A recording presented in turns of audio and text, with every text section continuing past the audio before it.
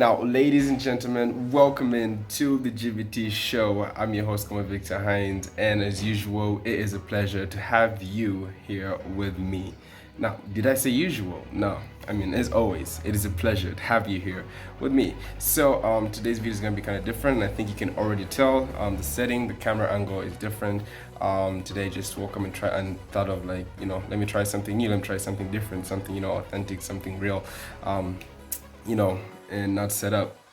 Anyways, whether it is set up, whether it is raw, who cares? The football talk is still the same. And this past weekend, we were treated to a feast of football. Football came to us so fast that we had no time to blink.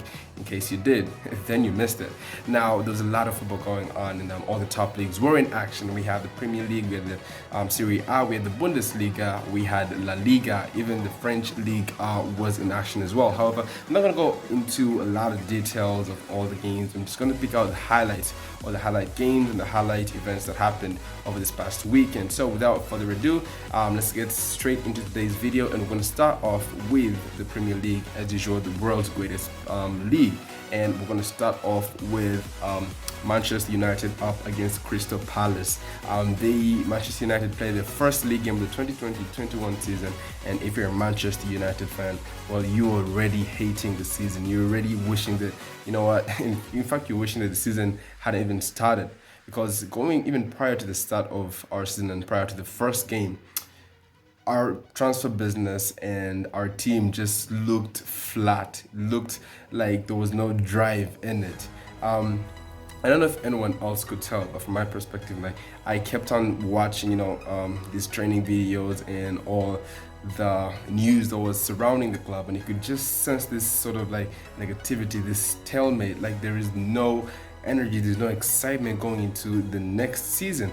And you looked at the clubs all around us, look at the clubs such as Arsenal, Chelsea, Man City, even Liverpool, they looked stuck for the club. You could tell that even their fans had high expectations. But as a Manchester United fan, and even as a football fan, you could just look at the club and be like, it's going to be a long season for Manchester United. And well, obviously, if you're a fan, you have to be optimistic.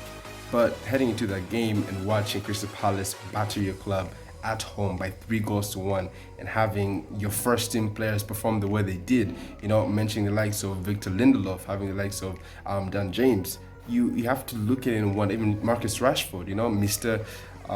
Rashi, you have to look at it and be like, what are we doing? And this is just the first game of the season.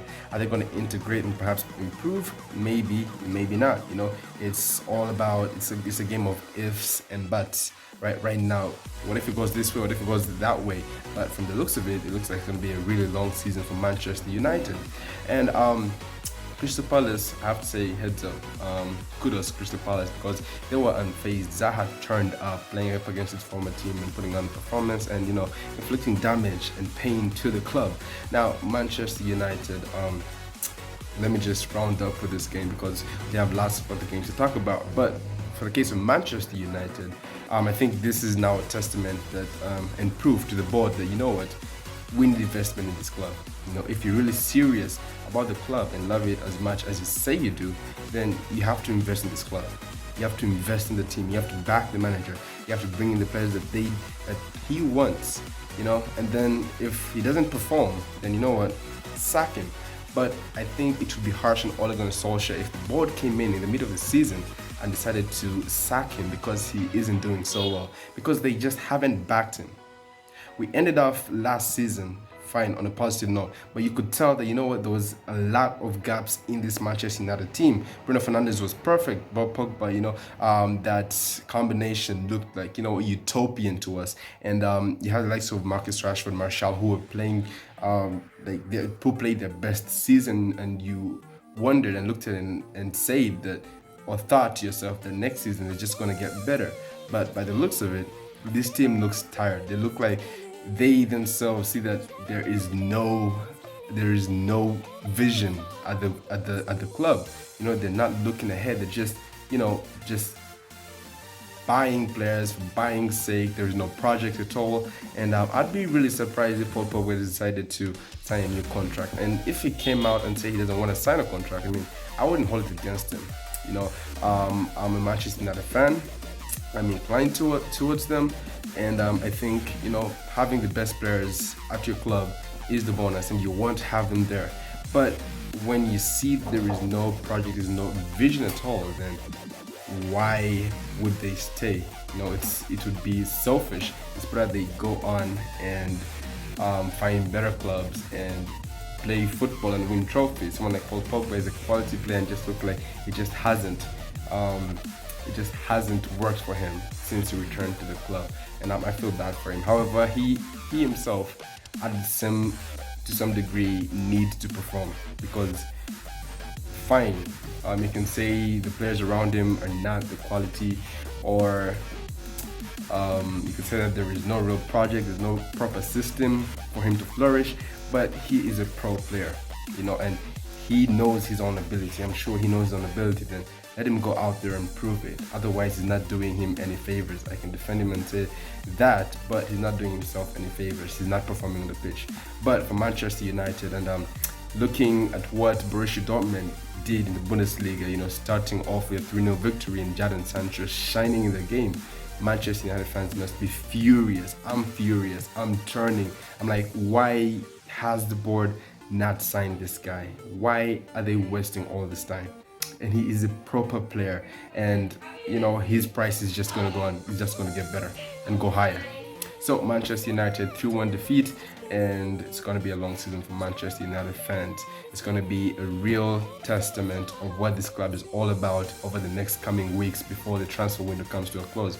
Are they going to get in the players they need, like a centre back, because Lindelof was awful? Are they going to get in, like in an attacking player such as Jadon Sancho? Are they going to get in, a defensive midfielder, someone like Partey? I would so love it if Manchester United came and pulled one on Arsenal and signed Partey. But are they going to be able to do that? They have the funds, but they just don't want to spend it. So Manchester United fans, it's going to be a long season for you, and just buckle up and enjoy the ride. I should say that's all I can say. Enjoy the ride. Chelsea went up against Liverpool, and Liverpool returning to the top of the table, just where they were for most of the season last, and defeating Frank Lampard's Young Guns after they went down to 10 men. Christensen pulling Mane down at a goal-scoring opportunity, went off, got sent off at halftime. Second half came in, and Liverpool just took all 3 points. Now, one spectacle and 1 point, or the highlight of the game, was Thiago. Thiago came into this Liverpool squad, and I expected him to play. Coming in, his transfer was done a few days back, and he was going to travel and was going to feature in this game. So he came in at halftime, and in his first 45 minutes, he broke the record for the most Premier League passes in one half. He made 75 passes in 45 minutes on his debut, and that was more than any Chelsea player had in the whole game. Now, I was kind of skeptical about how it was going to integrate, how good he was going to be, and I was actually skeptical about Liverpool at the start when they didn't sign any major player. However, him coming in just takes them back to where they were last season. I think everyone can sort of agree that at the start and at the first game against Leeds, Liverpool looked kind of shaky, and you're like, it's going to be a long season. Fine, they're going to be good, but it's going to be a long season. They could get second or third, but you could tell that it's going to be hard for them to get first. But with Thiago Alcantara coming in, it's rejuvenated. It just looks like, it's going to be Man City and Liverpool once again. Chelsea, they've signed too many players that just don't mash up too well, and that wasn't even Frank Lampard's first 11. The first 2 games, it's not his first 11, and they're not playing good. Now imagine all the players that he wants in his first 11 come back. How long it's going to take for them to actually integrate and start to play together. So for Chelsea, it's going to be more of, this is a testing season, trying to find the system and trying to find what works. But for the likes of Liverpool, with Thiago coming in, just like that, it's going to be Man City, Liverpool once again. And Man City are in action tonight. So keep watch of that one.